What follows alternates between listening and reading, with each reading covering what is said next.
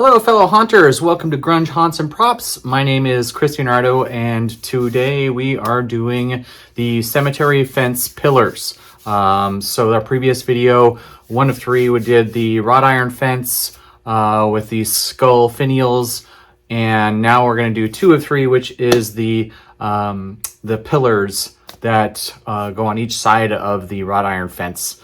And we're doing a little bit different than what you may have seen other YouTubers do. We're not using any plywood at all. This is just a wood frame with yard fabric that wraps around it, and then we put Loctite foam skin with skulls and river rock on it as well. So I think you're going to enjoy this one, so follow along, and I'll teach you how to make it.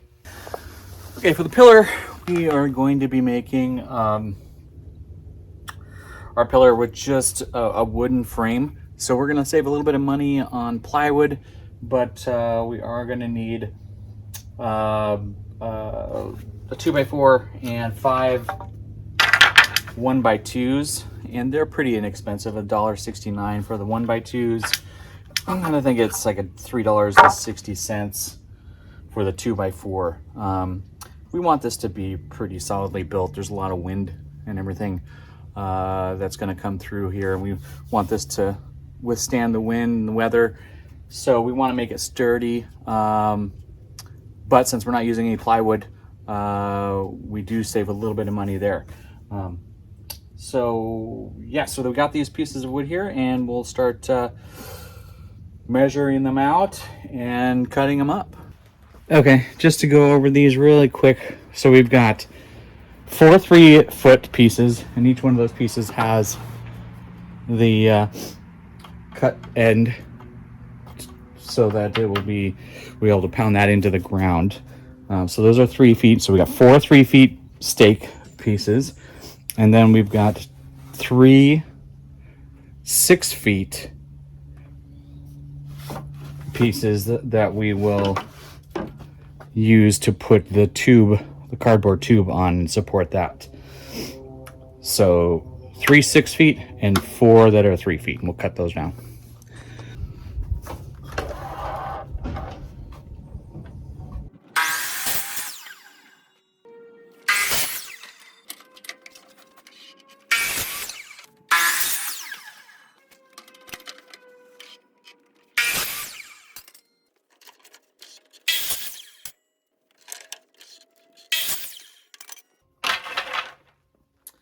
All right, now we're going to cut the 2x4. All right, so on the 2x4, we're just going to do, so we want a 1-foot square here. So we'll just do 2 1-foot pieces and 2 9-inch pieces.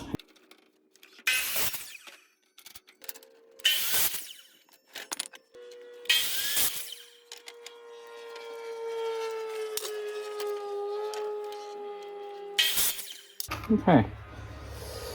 So I'm just using a 1-foot shelf here, just so I place the piece right in the middle, and then we're just going to screw these one kind of panel at a time. This is going to be the back side, and then the 6-foot long sticks or boards need to be placed on the back and both sides. And so just we got to remember then when we do the front side with these 12-inch pieces of 2x4 that we do not put one of these long 6-foot poles on it.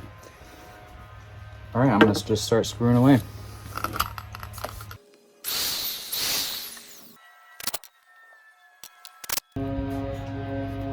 Okay, so we want 2 feet between the 2 2x4s.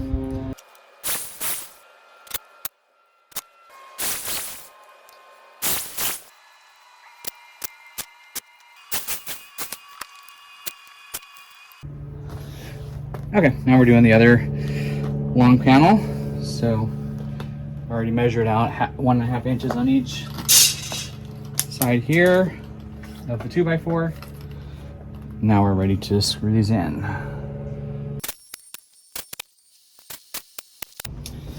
Okay, on the side panel, we've measured out 2 feet here and put the 1x2 in the middle. And now we're just gonna screw it in. Okay, we'll do the last side panel and then do that off camera and then put these all together. All right, so this is what all the panels look like when we store them just like this in the off season. Now I'll go ahead and screw these together and get them ready to put in the yard.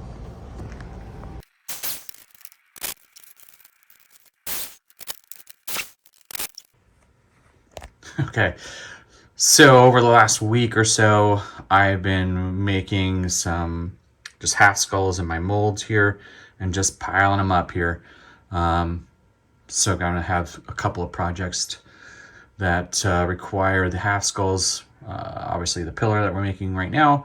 We're gonna be making a tower, and then we're also going to be making some skull wall panels. So, every day I'm just making a few half skulls and piling them up, and now we're going to cut them and clean them up so that they're ready to put on the fabric for this pillar. So I'm only going to show a little bit of this just because I've got a whole nother video on how to cast Loctite foam skulls, and so if you really want to go in depth, you can go watch that video. But basically we're just going to cut these so that they're flat and then kind of carve out underneath the teeth in those areas where it's, the mold is sticking out. So we're just going to cut that out, and we're going to save that stuff for the river rock portion of the pillar as well. So don't throw any of this away.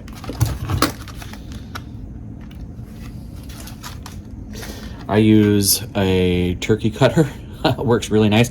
You could use a hacksaw or something else. Just don't use a hot knife on Loctite. It doesn't, just kind of melts it and doesn't work very well, and just gums up and puts off really toxic fumes.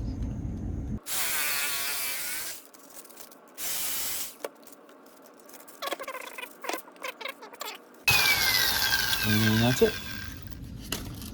On to the next.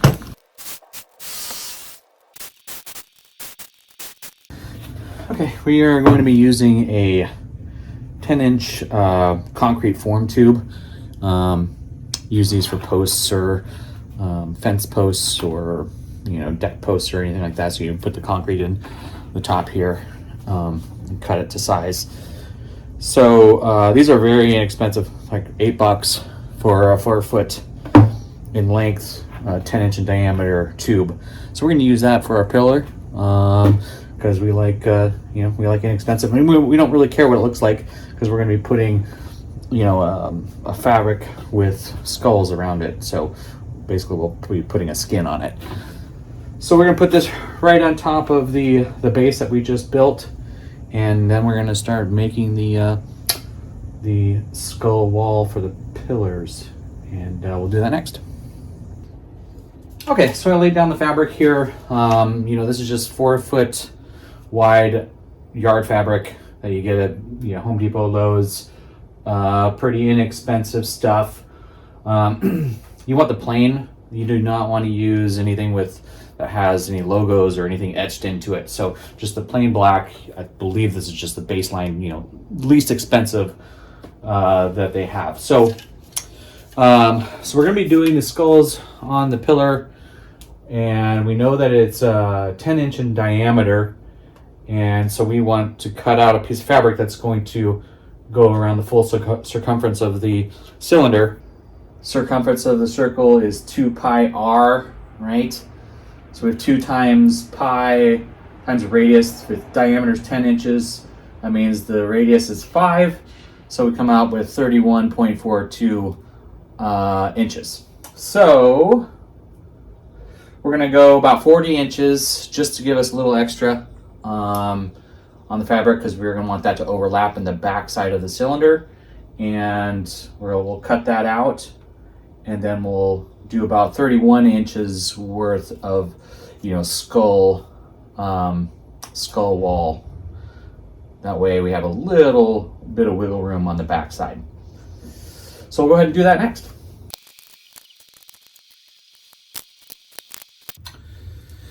Okay, so I've marked where we're going to cut it here, and then I've marked the area where we're going to put the skulls. I did forget that on the bottom, got about 2 inches on the bottom that we don't want any skulls to be, just because that's going to be a piece of foam, little ledge. So I marked that out as well, so we don't want to put skulls or any foam on that area.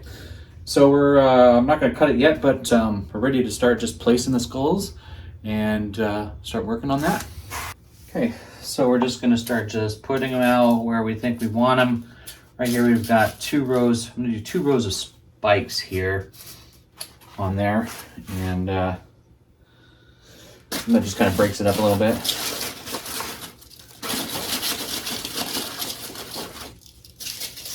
And I've got my just huge bin of skulls here that I did earlier.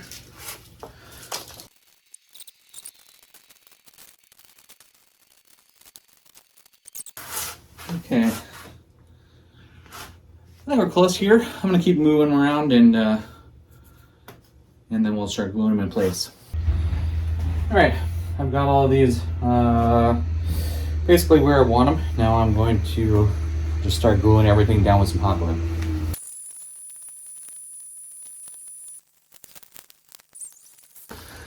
Okay, we've got everything stuck down, and now we're gonna get some can of Loctite foam and just start spraying it in between all the different skulls and start turning this into a wall.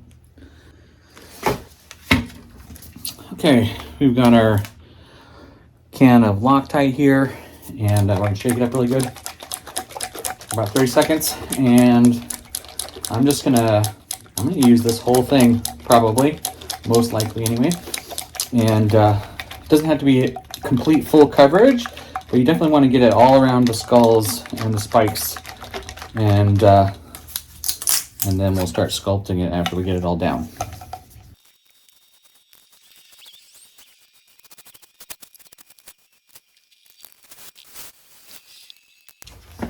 Okay, looks like we have close to enough here, which is the 1 can and a little extra from a can that I had. So I'm gonna go ahead and spray water on this and let it sit for 5 minutes. It's been about 3 minutes, and I can start knocking down the first stuff that I did. So you want to kind of just push this into the skull cracks where you put down the skulls, but you just want to knock it down.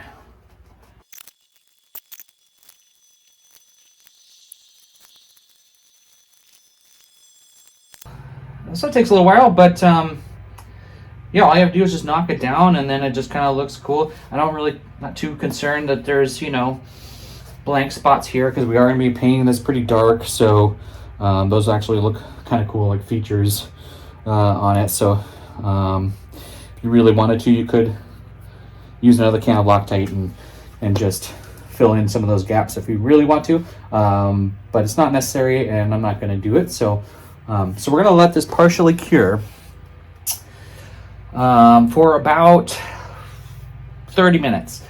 After 30 minutes, we're going to cut it out and actually form it around the tube so that it fully dries, curved around the tube. So we'll wait 30 minutes and then we'll do that.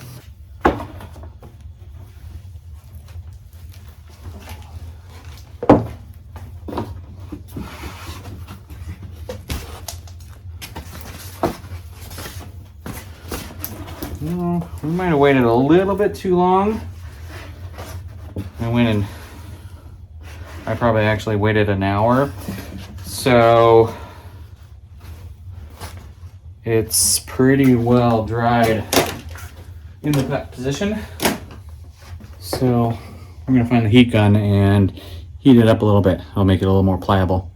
Okay, so this is gonna be a little tricky. So we want to heat it up, but we don't want to melt the fabric, which is going to be tough.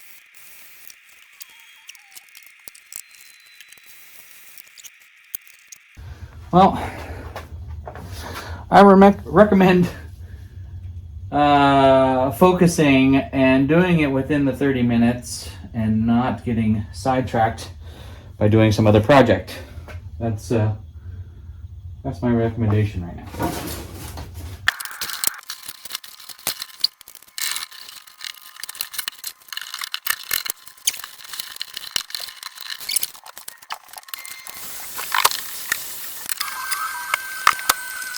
Okay, that looks pretty good. I think that's gonna work.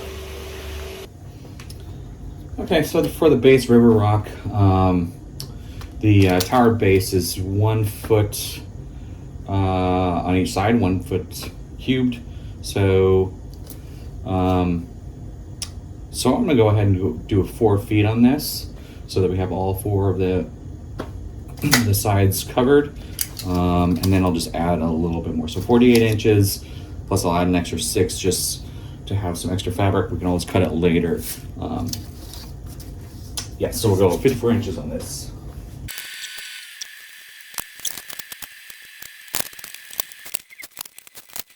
Okay, I know you can't see the lines on here, but I'm just gonna go over this real quick. So each side of the pillar is 1 foot. So, and since nobody's gonna see the back side, we need, the front panel and 2 side panels. In the back, we're just going to save a little bit on cost and not put any foam there. So we have the side panel that's 1 foot, front panel it's 1 foot wide, and then the other side panel another 1 foot. And then I just added extra to mount and staple the fabric on. And that's it. So now we're gonna go ahead and get started on the foam. I also forgot, so on the top we need to add or leave about 4 inches of fabric. So I'm gonna draw a line 4 inches down. That way we can staple and mount that to the top portion of the 2x4s, and gives us a little extra fabric to work with. And since we only need 2 feet of this 4 foot wide piece of fabric for the river rock, we have plenty of room to mess with it. So I'm gonna go ahead and measure 4 inches down, and we'll mark that as well.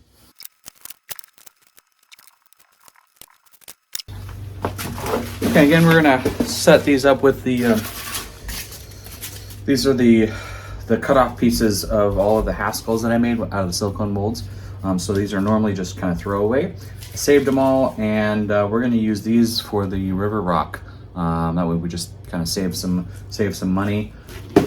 So first step, we're just going to kind of plan it out, right? How you want to do it. Obviously, it's river rock, can be totally random. However, the edges where you're going to be folding this around the wooden pillar frame, you want to make sure there's limited amount of material on those edges. So I drew those lines, a foot in for each panel, side, front, and other side.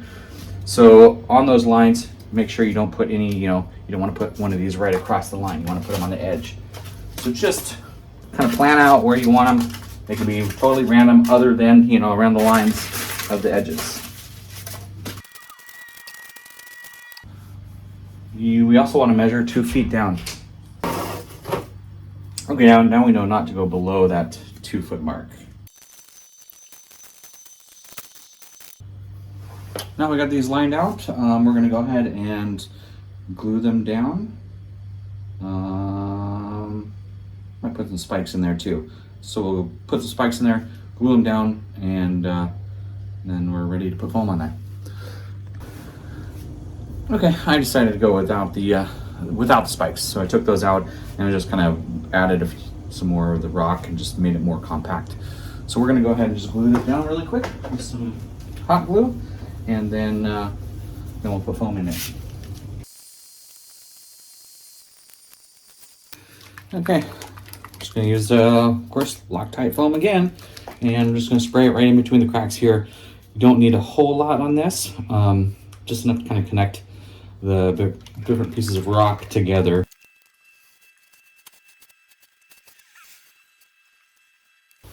Okay, I think that's good. I'm gonna go ahead and water this down, then we're gonna wait 5 minutes and knock it all down.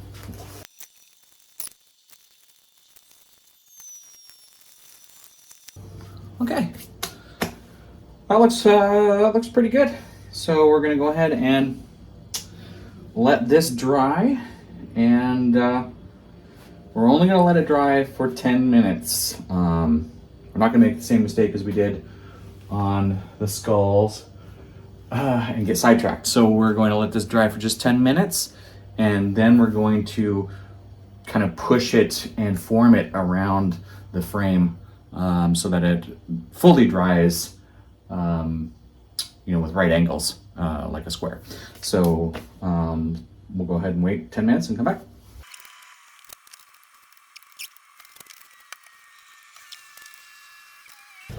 Okay, now we're gonna let that fully dry and then we'll paint it. All right, while we're waiting for the river rock to dry, we're gonna go ahead and start on the concrete, or the shelves that are, going to be one on the separating the river rock with the skull cylinder, and then one on top.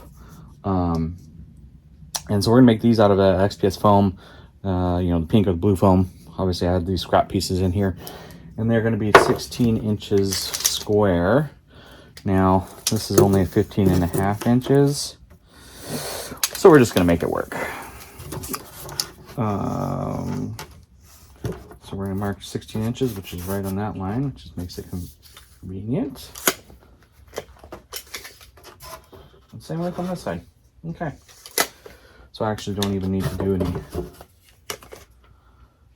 other measuring or anything like that. So we're just going to cut this, and I'm not really too concerned with the edges, because I'll be working on these and carving them out to make it look like a concrete ledge. So not too worried. I'll just use a jigsaw. Doesn't have to be a super clean cut.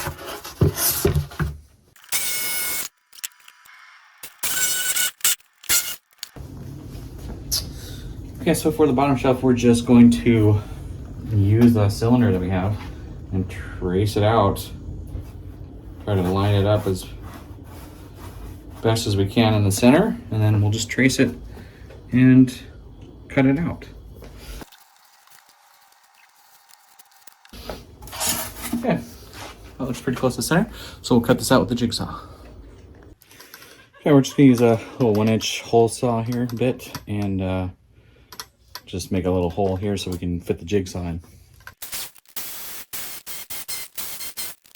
Okay, now we're to make these look like stone slabs. Use my standard wood rasp and just a wire brush, and later on I'll use a heat gun to kind of give it a melted look as well. But that's pretty much all you need to make these look like stone.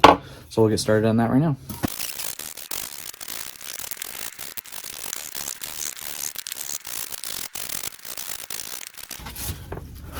If you haven't gathered, this is really messy.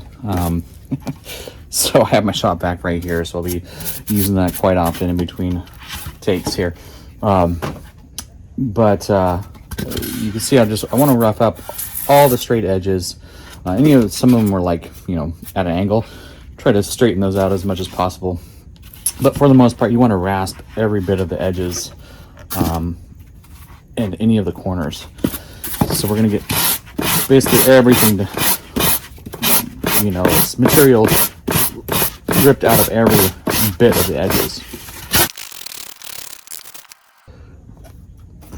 Okay, now for the deeper grooves, I'm going to use the wire brush, and that will take big chunks out.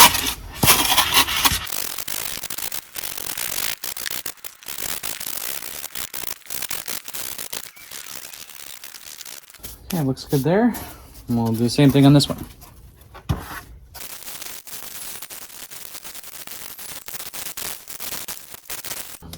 Okay, now we're going to do some cleanup here, and then we'll hit this with a heat gun, and then we're ready to put some spikes on these. All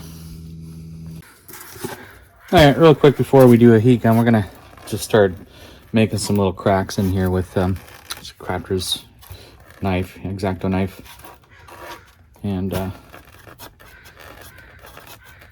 do this before we do the heat gun. And for the cracks, I just cut it at a V on each side and then just flip up. Pull the material out, and it's pretty easy.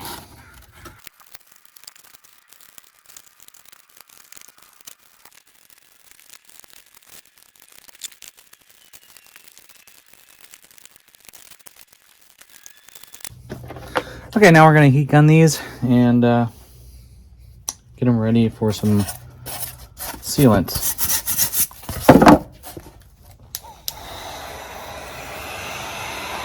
So we're just going to hit these with high heat on that. Just around all of the areas that we used the wire brush on. And then just going to kind of go back and forth, cause some havoc here on the shelf itself. And as you can see, kind of just pulls up this cool texture on there, makes it look like stone.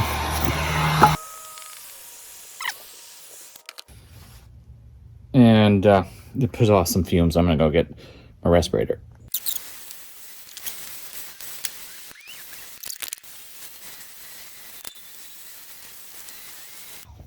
Okay, so we're done with the heat gun. Now we're going to go ahead and put some spikes on here. We're just going to use Gorilla Glue. This is really great for foam applications. Yeah, highly recommend this for foam. My two favorite adhesives for foam are Gorilla Glue, just the original, and also Great Stuff works pretty well. But it's messy. So like in this particular application, I don't want to use Great Stuff because it'll have foam all over the place. Whereas this, while it is still expanding foam, expands very little, and I can control it by just putting some toothpicks in here and holding it down. So we're going to go ahead and Gorilla Glue this. And I am sorry about the shadows. I understand, the sun's out. It's October 1st. In Seattle area, which is surprising that the sun's out, but sun's out, and working on this foam is extremely messy, and I'd prefer to do it outside. So you're just gonna have to deal with the shadows. But here we go. So we're gonna go ahead and do this with Gorilla Glue, and I'll show you how we apply this. Okay, so the Gorilla Glue actually activates with water. So we're gonna wet down both sides of where every spike that we want, in every area we want to put the spike, and then we will touch it with a little bit of Gorilla Glue. Just don't need a lot, just a little bit of Gorilla Glue on there.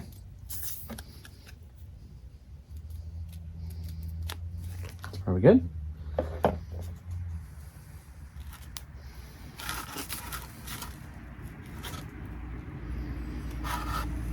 Just press down on it firmly where you want it. And then move to the next one.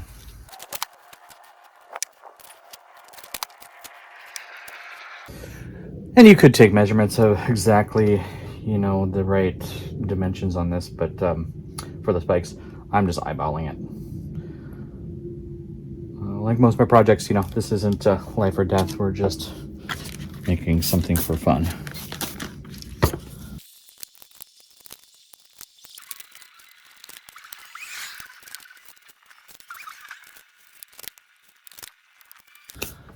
Okay, now we're going to put just some wooden skewers in there to secure them in, because the glue will expand and you don't want the spike to kind of go all wonky and dry wonky. So I'm just going to cut some of these skewers and just stick them right into the foam.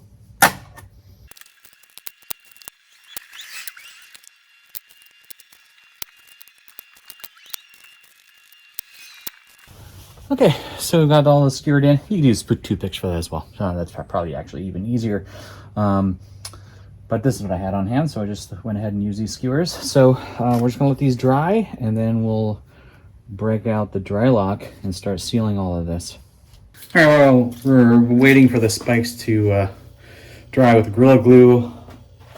We're gonna go ahead and just start painting these. These are now dry. So we can go ahead and paint these. We'll start off with the spikes, just that same red fabric paint that I always use on spikes. We'll start with those, and then we're going to use the camo paints that I really enjoy using. We've got like a khaki beige, a dark brown, and then kind of a moss green color here. So we're mostly going to use just khaki and the dark brown, maybe a couple hits of the moss on the river rock, but but mostly it's just going to be the khaki with brown, and then of course we're going to do a black wash on top of it. And then the shadows, of course, always the Home Depot black spray paint. So start with the spikes, then we'll do the black, and then dust it with some khaki and a little bit of dark brown. And yeah, so here we go.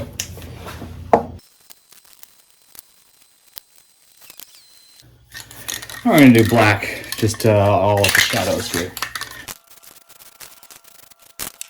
As well as we want to do black, the deep shadows as well, the eye sockets and nose and underneath side.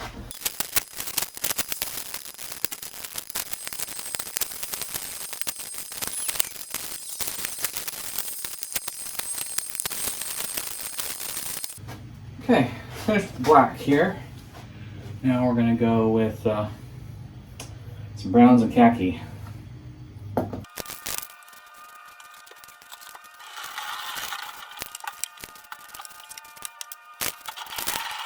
Okay, now we got the spray paint on.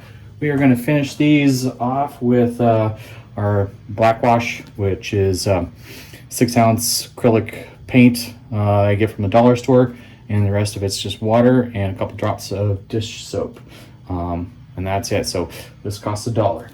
So we're going to go ahead. We won't even use all of this, so we'll just go ahead and spray on this, test it a little bit on the river rock, and then just spray everything down and then wipe it. It'll look really rustic and cool.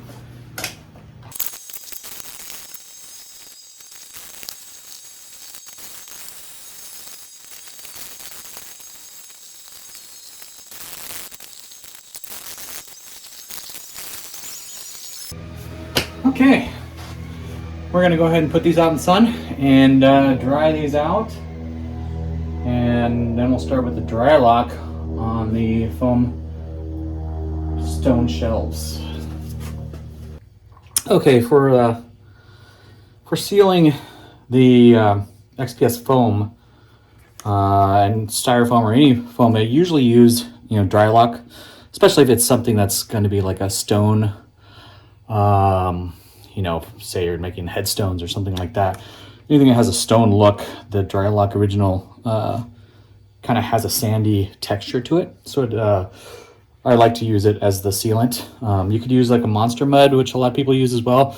That works just fine too. But I like this one again because it has that sandy texture to it. So we're gonna do a couple layers of this dry lock, and start with the top here and be very careful with those spikes that are still drying. So in this first layer, it's really just to get the stuff on there. You're not worried too much about the texture of it. It's just getting that sealant on there everywhere. Nice even coat on it. Not worried about the brush strokes at the moment, because your second layer or second coat, you're going to be stippling it and getting rid of those brush strokes.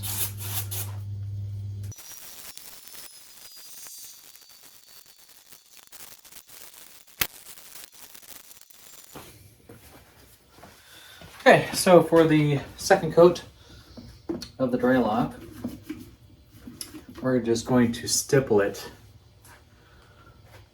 all along it. This is going to break up all those brush strokes and give it kind of that stone look. I'm going to bring this closer to you so you kind of see as we're stippling like this,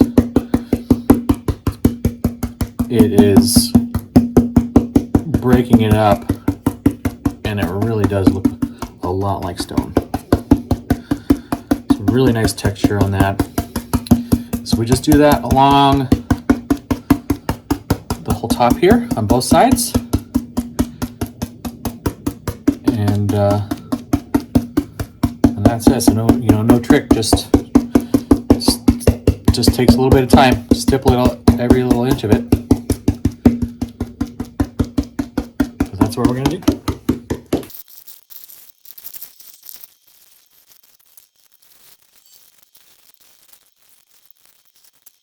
Okay, I waited overnight. We're just taking out these little toothpicks that we put into the spikes to hold them in place.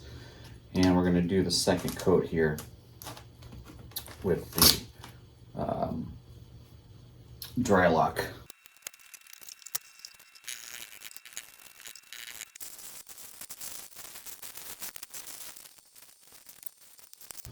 Okay, I'm happy with that. We're gonna let that dry and then we'll paint it.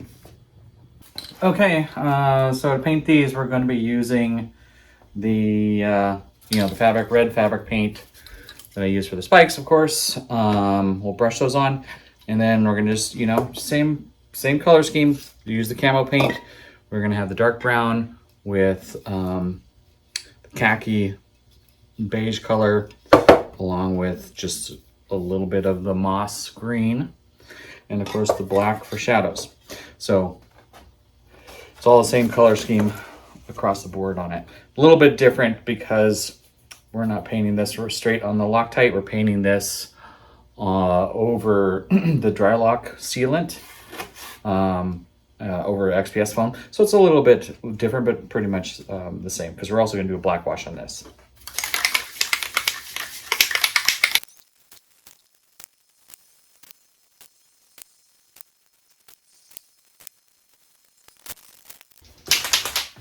I'm also going to add a gray primer. I'll give it an extra shade of gray, just because the black wash is going to make the white kind of turn into one shade of gray, and then this primer will have a darker gray in other areas.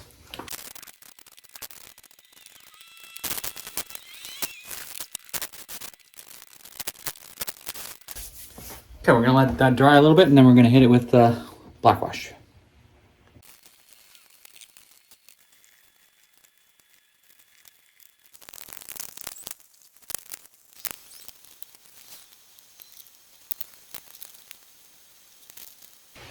All right, we're gonna let these completely dry, and then we're gonna attach them to the frame. Okay, so we're gonna use these rings here, and we're gonna be putting them on both sides of the top of the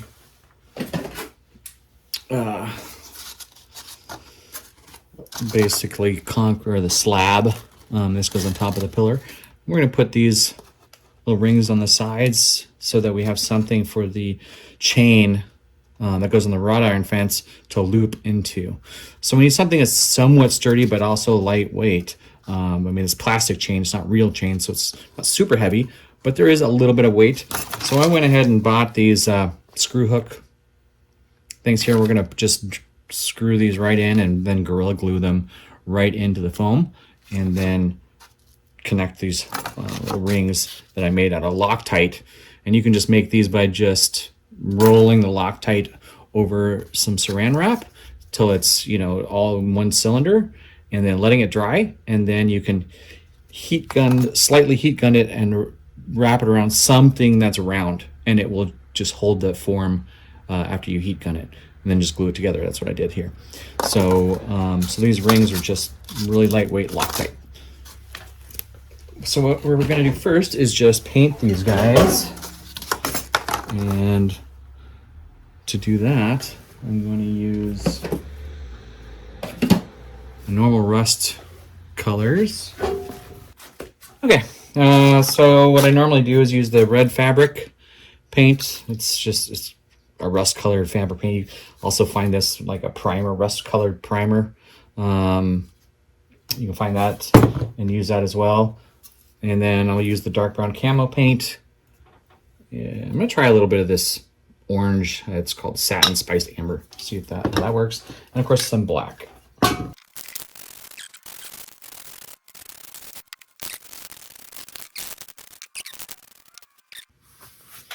right, flip them over, and then we're gonna do the same thing on this side. Okay, we'll let that fully dry, and then we'll hit it with the black wash. We're also gonna paint these little hooks too that we're gonna be putting in there.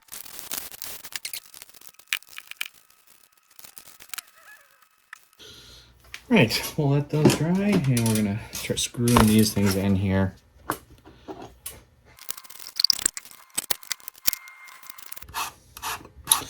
These go in really easy, but they're not too stable. So we're going to just hit them with some Gorilla Glue once we put them in place. There we go.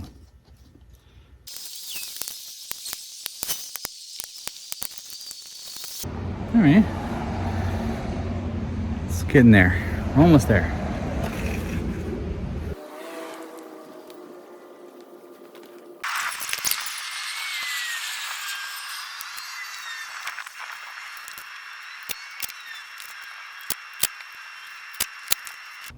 Okay, that's on there. Now we're ready to put the chain around it. The very last step is I'm just going to put some chain here and use this as kind of a border piece up on top between the ledge here. So I'm just going to glue that down with some hot glue. And I just got these, at the dollar store. So we just have $1 each on those, and should be good to go.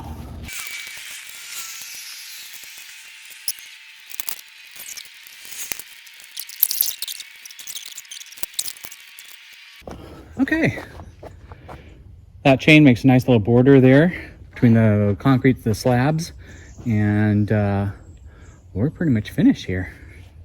Just a little bit of cleanup.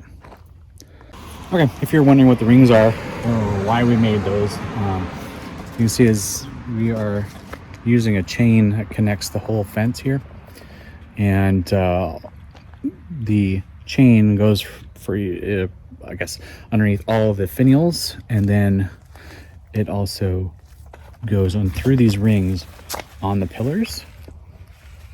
I'll show you that kind of how that goes here. So I just put the rings through the chain and then connect those rings right at the top here, and that chain comes through over the other side, just like that.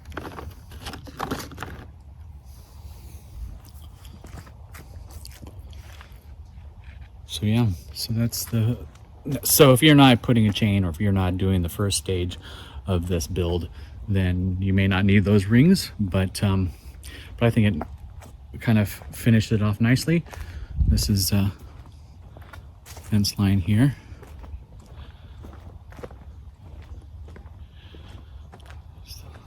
This is the tower. It's just kind of a bigger pillar.